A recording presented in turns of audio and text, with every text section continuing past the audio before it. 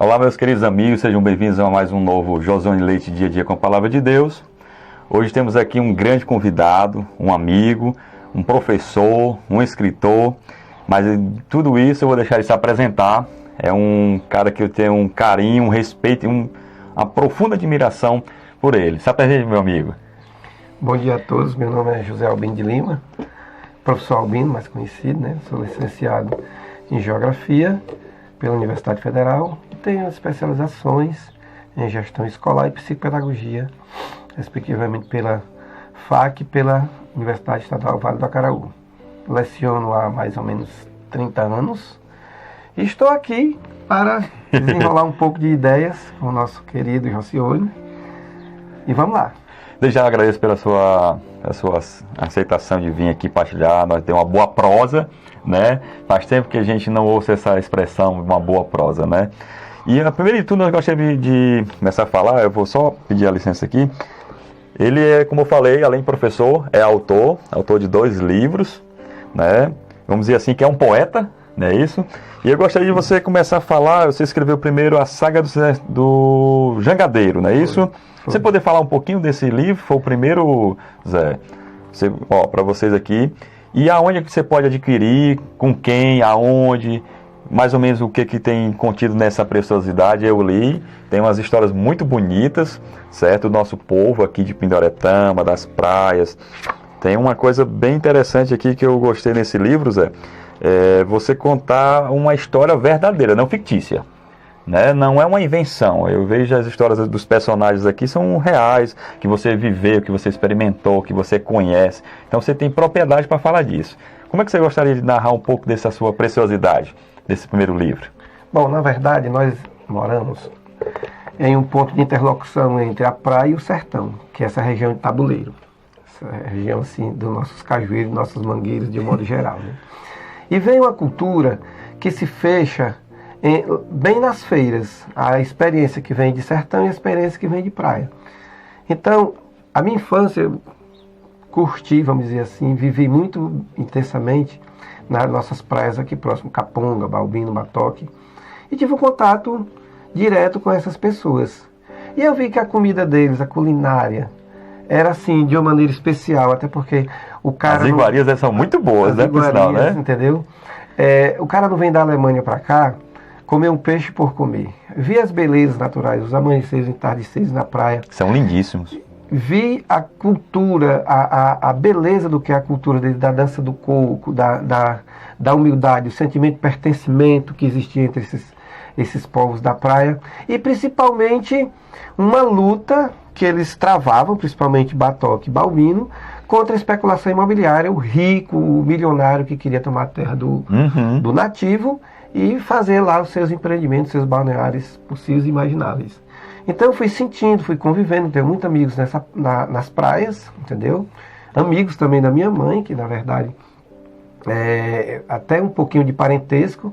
E eu fui falando, fui conversando e descobri as maravilhas do que eram esses povos e coloquei nessa saga do Jangadeiro. E também exaltando o heroísmo, a odisseia do que são esses homens simples. Pronto, exatamente. Que pega essa embarcação também simples e consegue vencer o mar. Exatamente. Eles passam por cima de meteorologia, passam por cima de ventos, de todas as condições climáticas possíveis e imagináveis e vai lá buscar o peixe, até por 4 dias que eles ficam lá. Verdade. Porque existem 2 tipos de pescaria, de dirivi, que vai de manhã e volta à tarde, e o que passa 4 dias. Você imagina, passar 4 dias numa embarcação simples e singela daquela e trazer esse peixe tão saboroso, tão salutar, que leva a gente a render homenagem realmente a esse tipo de alimento. Exatamente, Zé. Eu assim como você, eu tiro meu chapéu para todos os pescadores. Só fazendo aqui uma observação, eu fui gravar um vídeo aqui no canal que é a Pedro Sai da Barca, Zé. E eu precisava experimentar essa sensação do guiar o mar. Como Pedro fez isso quando Jesus andou nas águas e Pedro precisou sair. Eu precisava ter essa experiência. E eu confesso para vocês que reunimos pescadores do Batoque, pescador Cosminho, que nos auxiliou com os outros pescadores, foram super gentis. E quando a gente foi no mar, rapaz, você não tem ideia não. Hoje eu nunca mais como um peixe da praia sem antes valorizar e rezar por esses pescadores. Eu vi na minha própria pele quão dificuldade aqueles pescadores vivem. E aí tem uma outra coisa que eu gostaria que você falasse, que você falou a questão, tem os mangues, né, Zé? Aí tem algumas especiarias que não são o peixe, mas tem o siri, né, tem o camarão, o caranguejo, tem aquele que é vermelhinho, como é que dá o nome? Aratu, guaiamum. Na verdade, cientificamente falando, o mangue é a placenta do planeta Terra. Aquelas trocas de água que vem do litoral, pelas chuvas, pela nascente dos rios, que vem do sertão, e que faz essa troca com o litoral, fica um ponto de confluência entre o que é mar e o que é rio. E aí, essas altas de marés, eles levam os peixes, depositam seus ovos a um certo limite do mar. Essa cheia de maré leva essas ovas do peixe e eles vão fazer uma espécie de chocadeira natural dentro do mangue. Que incrível, não é? Aí na alta da maré, novamente, o que acontece? Primeiro a alta da maré vai deixar e depois a alta da maré vai buscar os alevinos que ora nascem. Então, viver perto de mangue é ter uma responsabilidade assim gigantesca no sentido de proteger a placenta do que é o planeta Terra. Porque se você imaginar todos os oceanos, a vida depende, pelo menos em 70%, depende do mangue. Engraçado, falando, a placenta. Se uma mulher grávida, eu estou fazendo aqui uma comparação que você me falou aí. Se a mulher grávida, ela leva uma pancada ou faz alguma estripulia, vamos dizer assim, e descola a placenta, perdeu a criança. Então, resumindo, se a gente descolar essa placenta dos mangues, o nosso planeta Terra... 70% da vida marinha está morre. Olha a gravidade. Você poderia nos pedir que quem está indo aos litorais, indo nessas regiões, ter um zelo e um cuidado, Zé? Inclusive a questão do plástico na praia.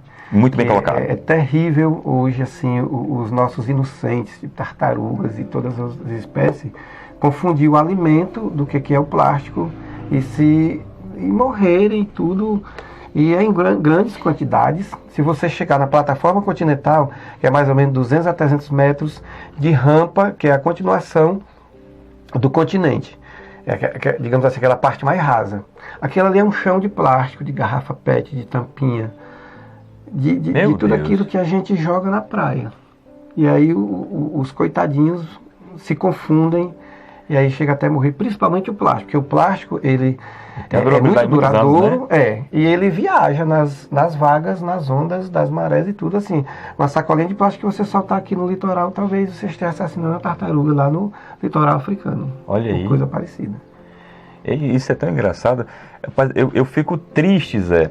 Por exemplo, eu fui domingo passado à praia da Caponga e quando eu cheguei lá, eu me deparei com tantas garrafinhas, com tantos sacos de sorvete, de picolé.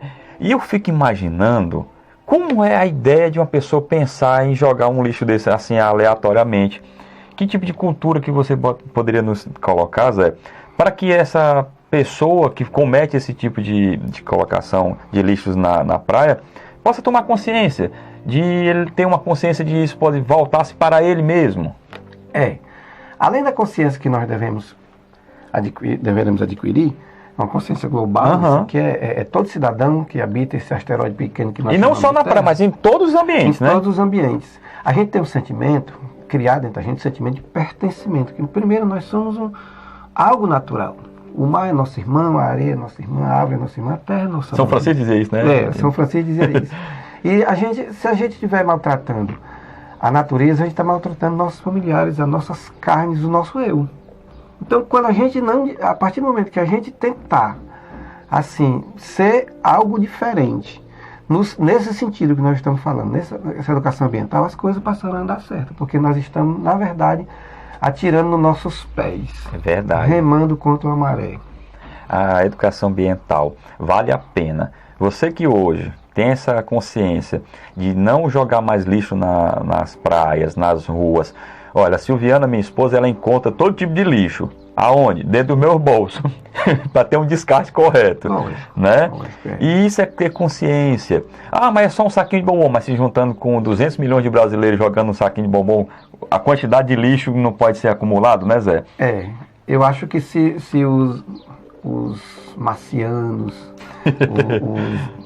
o pessoal de outros planetas chegassem aqui, a primeira frase não era dar um bom dia, uma boa tarde, uma boa noite à Terra. É mandar criar vergonha na cara de nós, telúricos. Verdade. Porque aqui Vênus é o mais próximo e ele está mais ou menos oscila em 300 graus centígrados. Quer dizer, não tem condições de ter vida.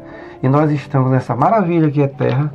Temos vidas variadas, tanto é que está aí o argumento da biodiversidade. Verdade. Assim, uma fortíssima diversidade de vida. E que às vezes, a gente joga no mato. Joga no mato, é verdade.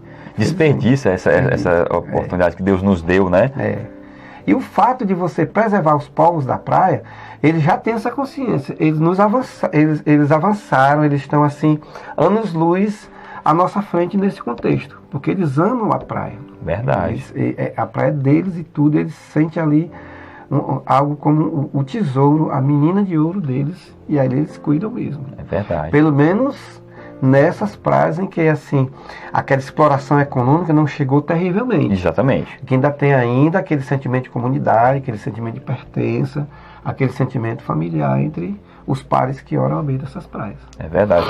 E saindo assim um pouco do assunto de educação ambiental, que é muito importante, a gente poderia se debruçar muito mais sobre isso. Mas uma coisa que me chama a atenção é na dança do coco. Voltar aqui aos nossos folclóricos, às nossas raízes, assim. Eu era pequeno, e você conhece meu pai, mais conhecidamente como Gravata, né? Isso. Que é o Raimundo da Amélia. E eu vi, assim, eu era menino ainda, e eu via meu pai dançando na dança do coco.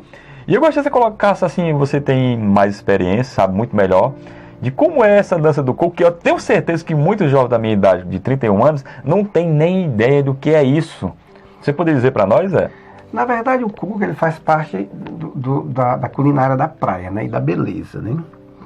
E a dança do coco, a grosso modo, realmente assim, seria as comemorações que ora existia assim, no ambiente de uma pesca boa, no ambiente digamos assim, de um ambiente de lua, assim, que aquele pessoal pudesse se confraternizar, ou quando houvesse casamentos na comunidade, tudo isso era a dança do coco, né? Que é realmente um somatório, como todas as outras, né? Da nossa cultura indígena, da nossa cultura lusitana, e aquilo que nós criamos aqui também, porque nós fomos criando e reformando.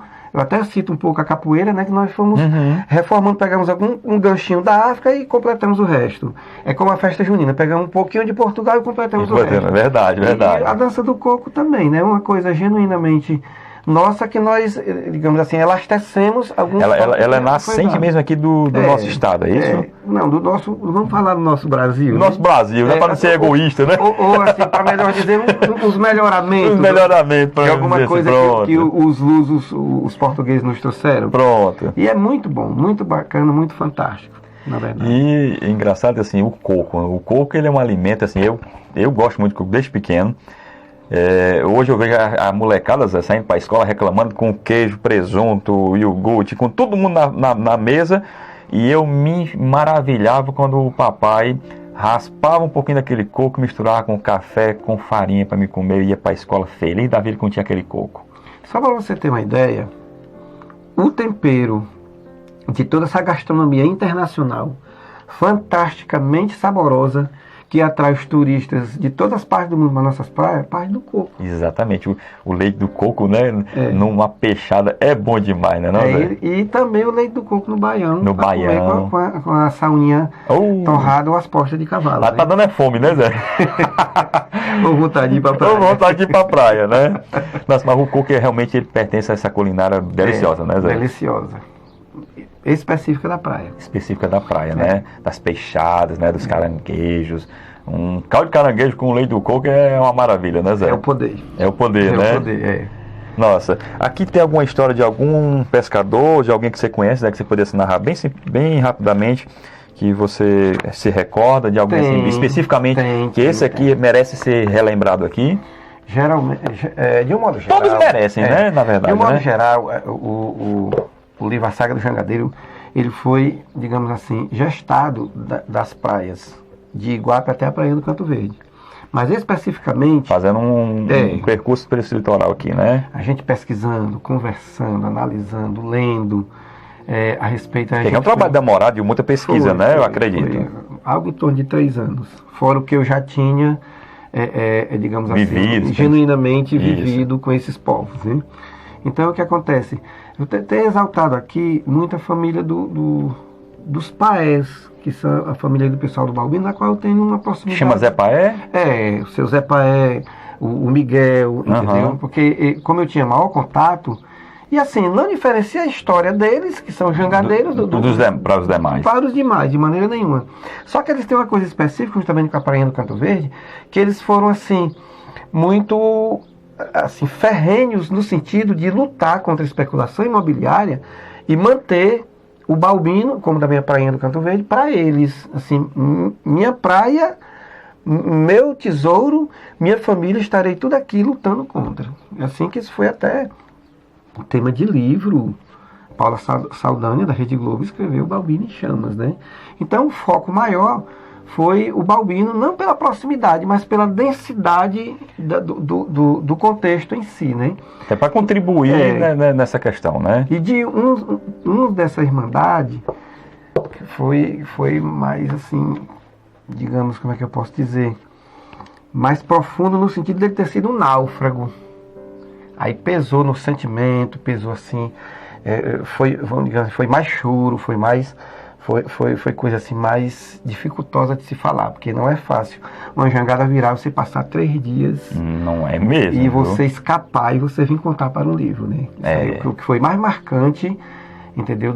Toda essa saga do jangadeiro, considerando a densidade de todo o teor, de todo o contexto histórico, sociológico, antropológico desses povos, esse foi quem pesou mais. É verdade, acho que essa antropologia desse povo, ela tem que ser levada muito em consideração. Pessoas muito sábias, né? Eu fico imaginando que o GPS deles era só a inteligência de saber onde colocava a boia, né? E distribui no mar. Como é que eles conseguem ter essa ideia, né, Zé? Eles têm esse Oceano Atlântico de Calcaia até Icapuí, salvo engano, eles têm tudo mapeado na sua mente. É Mar de Morro Branco, é Mar do Norte, é o Mar Branco, eles têm nomes específicos de tudo. E aí eles sabem da onde sai, da onde chega, para onde vai, tudo se desloca como se a gente estivesse no centro de Fortaleza. Com todos os sinais, as placas, tudo, né, Zé? Tudo é mapeado, é incrível, é incrível. Não dá para contar, a não ser que ele cientificasse, minto. Se ele tornar isso ciência, ficou mais fácil eu falar. Pronto. Se tornar isso ciência, a gente vai entender um pouco, mas só eles falando um pouco não dá, não. Não dá, é verdade. Eu fico me lembrando desse episódio que eu relatei há pouco tempo atrás, com o Cosminho, com esse pescador. E ele falando, Josânia, aqui eu coloco isso, aqui eu faço isso. E como é que nós volta? Não, é por isso aqui. Ele vai narrando. Aí descobri que os ventos brigam. Tem o vento terral, o vento sul, o vento que vem da praia. E aí é uma confusão. E eles entendem tudo isso. Eles entendem, né, Zé? Assim, inclusive, eu já sabia, já tinha consciência, quando eu fui em busca da fala desse povo. Porque quando eu estava fazendo minha faculdade, a doutora Maria de Fátima Soares, ela disse, eu sou climatóloga, mas não sei de nada. Se você quiser entender de clima, você vai para aquele cara que está lá naquele botecozinho, com a enxada vindo do trabalho, ou senão você pega um pescador de preferência o mais antigo, você vai entender o que é clima. Aí eu já tinha consciência do que era realmente, do que ele vinha de lá para cá, nesse conhecimento de senso comum, como eu estou dizendo, que cabe ciência no futuro, né? Para a gente entender melhor, porque é realmente fantástico. E você falando na questão dos pessoal mais antigos, os trabalhadores de enxada, os agricultores, em Juazeiro do Norte, se não estou enganado, que tem uma feira que chama todos esses agricultores e lá eles vão, quando se aproxima perto do inverno, e vão discutir se o inverno vai ser bom, quanto tempo vai ter de chuva, que hora chove, que hora que não chove, né? Na verdade tem Juazeiro, tem Crato, tem vários locais, né? O mais forte é em Quixadá. Em Quixadá, né? Que são os profetas da chuva, né? E como estou dizendo, eu já sabia disso, a minha professora já tinha me Já tinha alertado, né? Agora tem que ter os profetas da chuva saindo aqui do mar, que nós não vimos ainda. Nós não vimos ainda, é verdade, é verdade. Bom, fazendo aqui uma pequena correção, né? Não são 2 livros que o nosso amigo Zé Albino fez, nosso professor, né? Que tem muitos alunos seus que eu conheço, que tem uma estima muito grande por você. Eu mesmo tenho uma profunda admiração. E tem esse aqui que é Falas Fortes do Cotidiano. E tem um outro que é... Histórias de Manuel Silvestre. Ótimo. Esse daqui é uma limitação de 300 volumes. Foi feito pela Assembleia Legislativa do Estado do Ceará, né, com o apoio do deputado César Aguiar. César Aguiar. Fiquei muito legal, achei muito legal a solicitude, né? O nosso prefeito também aqui, ele foi muito solícito, né? O Valdemar Araújo, e também o deputado César Aguiar, porque não é fácil a gente editar livros. É verdade, é verdade. E assim, quem sabe uma nova edição, né? Como foi muito limitado, não teve uma divulgação maior. Quem sabe a gente junta uns recursos aí pra gente reeditar, né? Verdade, verdade. Esse aqui eu não li ainda. Eu vou pedir ele emprestado para me ler. Você vai ficar, tá certo? Com certeza. E vou procurar o outro que você falou também. Mas agora tem um aqui que mais me chamou a atenção, que é um Cãozinho na Estrada, Reflexões. Esse livro aqui, ele é muito massa. Eu gostei demais dele. Minha esposa Silviana, cada vez que ela lia um capítulo, ela chegava me contando como é que era a história do cãozinho e etc. E esse livro aqui, ele traz muita filosofia. A apresentação dele, acho que é do Haroldo, né, se não estou enganado. Né? E prefaciado por Dr. Messias. Dr. Messias, né? É filho da minha finada madrinha Francisquinha, né? Isso. É o Haroldo Franco. Da Universidade Federal do Ceará. Isso. E essa apresentação ficou muito boa. Ele fala de um livro que eu tenho aqui, que é do Pequeno Príncipe. Isso. É muito massa esse livro. Antônio de Saint-Exupéry. Isso. Faz outra referência de um outro livro, que eu acho que é do Homo Deus, se não estou enganado. Não é isso? Mas as reflexões que você traz desse cãozinho, do cotidiano que você percebeu, eu acho que você é um homem muito que percebe muito bem as coisas do cotidiano. E aqui traz coisas que assim, eu revivi a minha infância, que a gente vai já tratar de algumas questões que eu pude identificar. Mas a primeira delas, como fez você dizer assim, rapaz, eu vou escrever esse livro voltado nessa figura canina que é o Vira-Lata, com um nome muito legal, que é o Boca Preta. Rapaz, que ideia foi essa, Zé? Nos conte. Primeiro, o Boca Preta é assim, pela referência da cachorra baleia. Entendeu? Do 15, né? E da cega do 15. Aí eu fui nesse viés, né? Mas na verdade eu quis assim, resgatar um pouco da sentimentalidade dos humanos para com os nossos animais, né? Principalmente o cachorro, porque nós temos uma dívida muito grande com o cão, porque ao longo da história da humanidade ele muito ajudou o homem a sobreviver em situações difíceis, de fome, de caça, até mesmo de guerra. Se nós estamos hoje na geração high-tech, que já passamos pela era do bronze, a era do ferro, as idades médias da vida, mas nós devemos isso também ao cachorro e ao cavalo, que foram os dois que mais auxiliaram. Inclusive o cachorro, o cavalo a gente já sabe, né, que assim pelas guerras, pelo encurtamento das distâncias, pela presteza de um modo geral que a gente conhece, mas o transporte, mercadoria e tudo, né? O cachorro, por incrível que pareça, era o que mais resistia às pestes e às doenças. Até o cara ficava sem cavalo, ficava sem outros animais, mas o cachorro. Mas o cachorrinho estava ali, né? Fiel, né? E por esse amor incondicional que esses animais sentem pela gente, que ele gosta muito do homem, ele adora o homem. Ele é. Mesmo assim, muitas vezes sendo maltratado por eles, né? Mesmo. O cachorro está ali sempre e tudo, né? Então ele saiu refletindo. Zé, deixa eu só te atrapalhar aqui. Olha, o engraçado, na nossa comunidade católica missionária Filhos do Céu, tem uma cachorrinha chamada Rubinha. Sei. E ela estava bem maltrapilhazinha e tal, aspecto de algumas doenças. E aí, de repente, a gente começou a tratar dela. E como foi na nossa consagração na semana passada, ela estava lá e teve uma enquete. Uns diziam assim, vamos sacrificar a Rubinha, porque ela está com calazar. Aí eu disse assim, não, vamos defender a Rubinha. Aí vamos fazer uma enquete. quem quer salvar a Rubinha e levar para o veterinário? E eu pude perceber, Zé, que grande maioria dos irmãos da comunidade se disponibilizaram, vamos contratar um veterinário para cuidar da Rubinha. Aí tinha lá a hashtag Vive Rubinha, que era a cachorrinha. E ela está viva, viu, por sinal, e ganhará um tratamento com o veterinário, viu? E tá todo mundo de parabéns por essa atitude, né? Eu fiz essa analogia agora aqui ao Boca Preta. Ao Boca Preta, é. Então, teve essa consideração a esse fantástico animal, né? Então, saiu na reflexão, vendo as coisas que o mundo moderno ora traz. Por exemplo, quando ele saiu em busca do dono, porque houve uma separação. Isso. Assim, um casal muito jovem, né? Aí o rapaz ficou achando que a moça ficava com o cachorro. E a moça ficou achando que ia ficar ele. Eu sei que, regra geral, eles brigaram, se separaram, romperam lá. Essa é uma realidade que você está relatando, que é muito comum hoje, né? De casais jovens se apartarem muito rapidamente, né? Isso. Aí ele ficou na rua, procurando o dono pelo faro dele. Incrível. Assim, ele foi apegado mais ao dono, né? E ele sentia que o dono estava por perto, porque a moça foi para Fortaleza, de lá até conheceu outros países e tudo, mas o dono dele ficou aqui por perto. E ele foi atrás desse dono, sentindo assim o seu olfato, o seu fantástico, assim, é fora do comum. É fora do comum. Aí ele foi encontrando situações, né? O que eram as situações? Para o Boca Preta, um parafuso que ele encontrou na beira da estrada. Isso, o parafuso foi muito legal. Não é um parafuso só.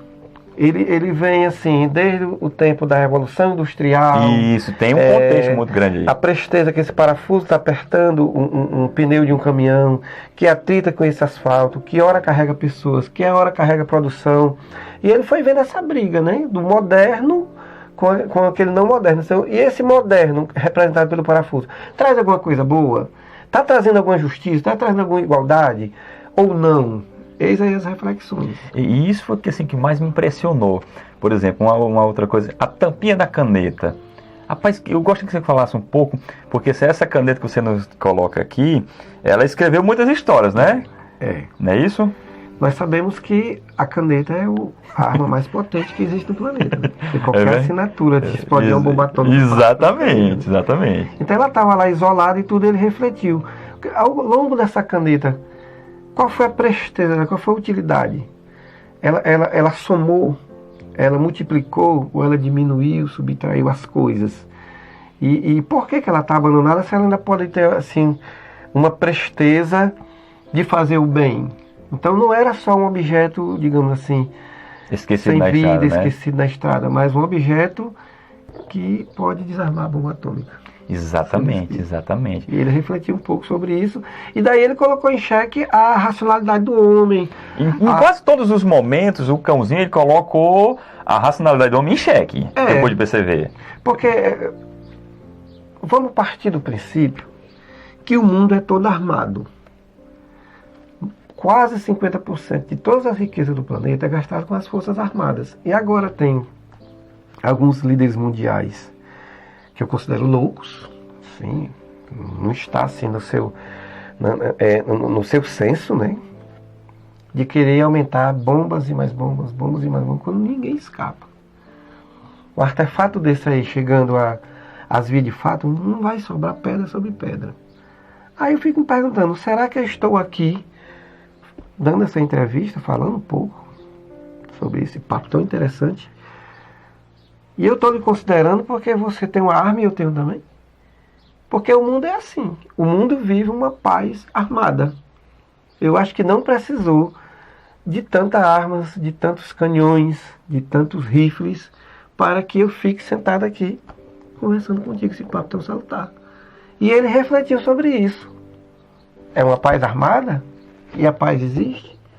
E o resto é ler o livro. Exatamente. Não podemos também dar todos os spoilers daqui, né? Mas uma coisa interessante, assim, que as palavras que você coloca aqui são muito legais, assim, muito típicas do nosso linguajar aqui, né? Uma delas fala da caça, ajuda da caça, né? Né? Aí lembra o preá, o peba, tantas outras coisas o tejo, né? E tantas outras coisas bacanas. Mas um outro capítulo que, assim, que mais me impressiona, Zé, que eu gostaria que nós falássemos, eu li, fiz o dever de casa, e eu pude ver grandes coisas aqui, mas uma das que mais me chamou a atenção foi do livro jogado pela janela do ônibus, né? Caído, né?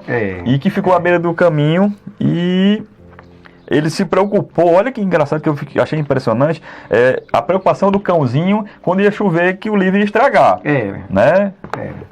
Na verdade, eu vou pegar até aquele mote que o Monteiro Lobato falou, né?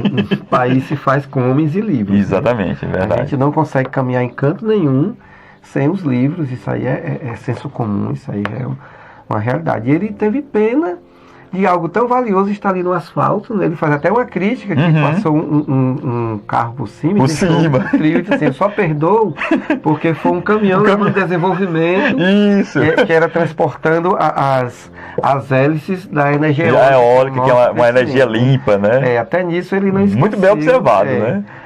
Mas assim, o livro, de um modo geral, quando a gente começa a render homenagem ao livro que ele realmente merece, a gente começa pela Bíblia, né? Exatamente. Que é o livro mais lido no planeta Terra. Né? Exatamente. Vamos até ver ela aqui.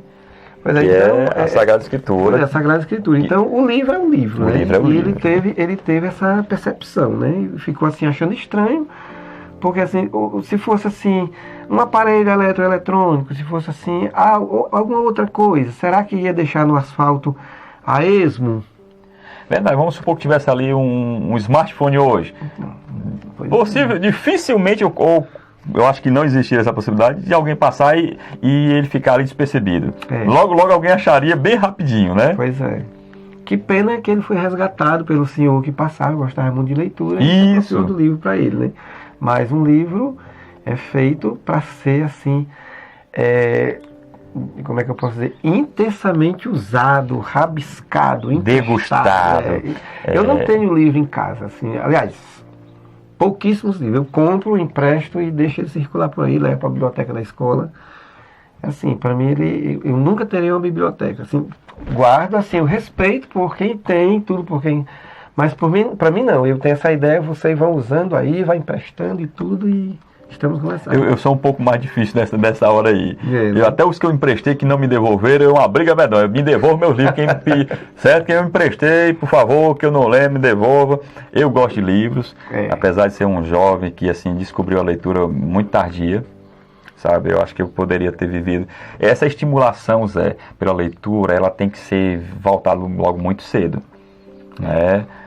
Infelizmente eu não pude reclamar. Eu tive pais que me deram todo tipo de educação, de respeito aos mais velhos. Essa é impagável. Essa é impagável. Eles não, exatamente, eles não me deram o que eles não tinham. Eles não tiveram leitura, então eles não poderiam me dar isso, mas me motivar a estudar bem, deram todas as condições que eu pudesse. Mas a instigação à leitura, isso chegou mais tardiamente, infelizmente. Então eu digo que eu estou há 7 anos que vivo essa degustação maravilhosa de viajar nos livros. E quando eu vi esse capítulo referenciando ao livro, eu bati palmas quando eu li isso aqui. Então, e lá mais na frente existe uma outra passagem que você coloca aqui, né, dando referência aos livros que são esquecidos, né, empoeirados. Tem até um gatinho ali, né? Na verdade, assim, como educador, que você é um professor, né? Isso é um pecado aqui para vocês. Quando eu chego na biblioteca, que eu vejo ela vazia e vejo alguns meninos no pátio, assim, meu Deus, como é que a gente faz esse casamento da virtude dos meninos com o conhecimento que está ali acumulado? Eu vejo assim, me entristece, porque assim, o casamento da inteligência humana com aquilo que está escrito é uma coisa que nós não temos palavra para definir. E dizer que não tem tempo, isso é uma mentira muito grande. Porque o jovem hoje passa horas e horas no smartphone, trocando mensagem à torta e à direita, e não consegue passar 20 minutos lendo um livro. O tempo é elementar, filosófico e organizacional, né? É você que faz. É você que faz. Você exatamente. É sujeito dele, mas você tem a oportunidade de... Você é o denominador dele também, né? Eu acho fantástico esse paradoxo que tem o tempo. Ele manda em você o tempo todo, mas você tem a oportunidade de mandar. Exatamente. É um paradoxo muito legal, né? Nesse sentido. Legal, Eu fico imaginando que, assim, como você pode ficar enriquecido, né, Zé, do conhecimento, sem precisar de grandes coisas, Não, né? não. E para ser feliz, não é isso? Você abriu agora uma reflexão muito forte. Assim, o que era que há 27 séculos os gregos que conseguiram mapear toda essa logística vamos supor, da igreja, das estrelas, Isso. é como se fosse assim, Sagitário, Órion, essas constelações há 27 séculos, o que era que eles tinham? Pois é.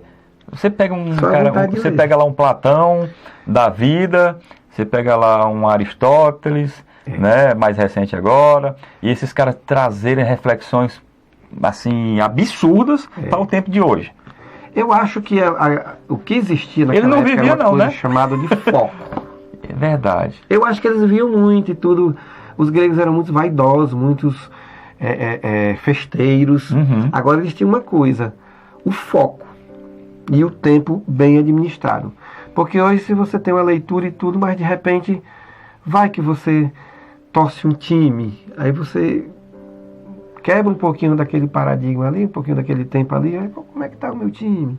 Ou você participa de um movimento religioso que quer cobrar um pouco seu. Isso. Parece que tudo, naquela época, parece, né, que eu não tenho certeza, mas parece que tudo aquilo era só aquilo e pronto. Então você pegava toda a catarse, toda a sua energia e canalizava ali a coisa fluida. Mas isso é uma verdade. Hoje é muito difícil, por exemplo, eu como missionário, Filhos do Céu, com um ministério de pregação, de anunciador, eu tenho que me debruçar, muitas vezes com o ministro da Eucaristia também, para servir na igreja, aos doentes, aos pedidos do sacerdote, para quando pedir uma celebração, ao estudo, eu sou casado, a esposa, a mãe, tanta coisa que ele divide, que quando você percebe, se você não administrar bem esse tempo, você não vive. É verdade. E não é feliz. É verdade. Né? É verdade. Tanto que as coisas boas, você tem voltar às raízes, né? Eu acho que esse livro traz isso, de voltar às raízes, viver um pouco mais dessa singeleza, dessa coisa mais desmistificada da modernidade, da tecnologia, e aí voltar ao mais simples e ser feliz.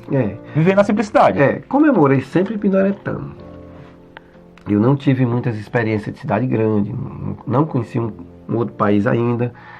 Aí essa minha focalização foi em cima de tudo aquilo que esse nosso povo de Pinoretama nos oferece. Então eu capto tudo aquilo que ele tem de bom e jogo no livro. Esse livro aqui tem a cara da Pinoretama. É verdade. Na verdade, o percurso que ele fez foi de Pinoretama. Bem Pinoretama.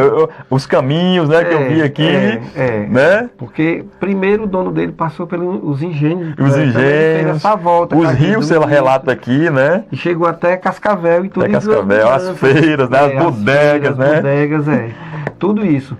E um fato interessante foi que o laboratório desse meu livro foi assim, a CE 040, às 5 horas da manhã eu pedalando. E aí tem um contexto que eu acho assim altamente fantástico, que é, primeiro, a natureza ao amanhecer. Isso.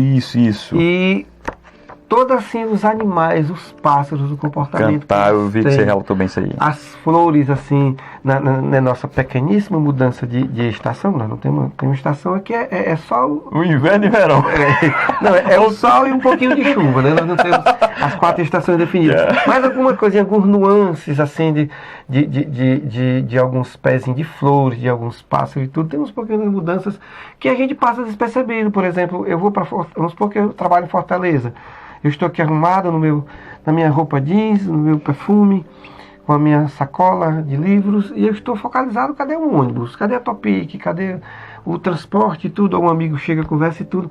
E ao redor ali tem muita gente 5 horas da manhã fazendo espetáculo que eu não podia perceber.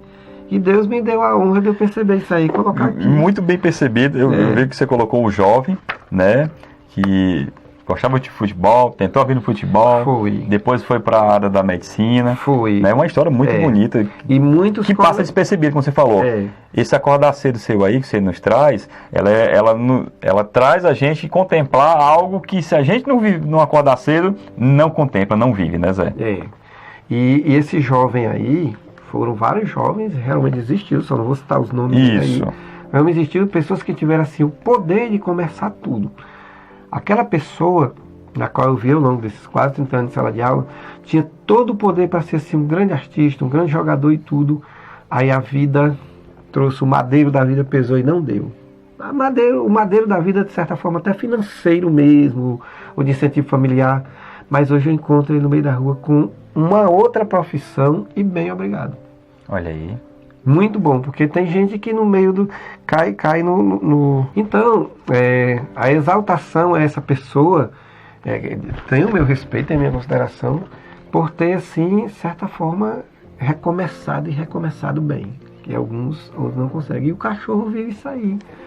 O jovem na vizinhança dele, que era um grande desportista, tinha tudo para chegar lá, não foi, mas ele conseguiu outros objetivos. Outros objetivos, né? Isso é muito bom.